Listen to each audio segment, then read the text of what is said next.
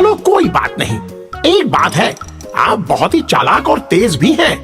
जो भी चाहो वो कर डालो, मन में जो आए वो खा लो। मगर ये क्या, अपनी चोंच में ये क्या पकड़ कर ले आ गए हो? कचौड़ी की जगह गोबर की उपली लेकर चले आए। अरे ये खाने के नहीं, चूल्हे में जलाने के काम आती है। खैर कोई बात नहीं, कभी कभी जल्दबाजी में ऐसा भी हो जाता है। मेरे प्यारे कौवा भाई, इसे यहीं छोड़कर जाओ और स्वादिष्ट कचौड़ी लेकर आओ। अब की बार कचौड़ी ही लाना, कोई चकमा मत खाना।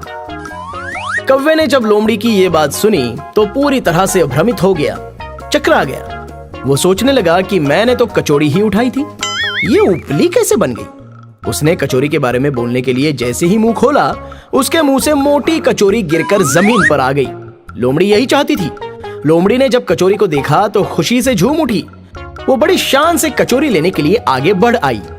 मगर ये क्या, एक कुत्ता तेजी से झपटा और उसने कचौड़ी को उठाकर अपने मुंह में दबा लिया।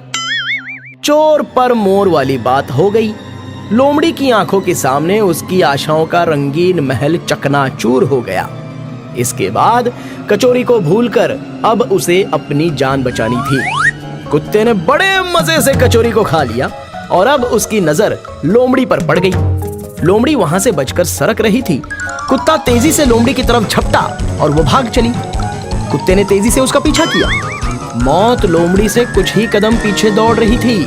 कचौड़ी हाथ से गई और नई मुसीबत गले लग गई।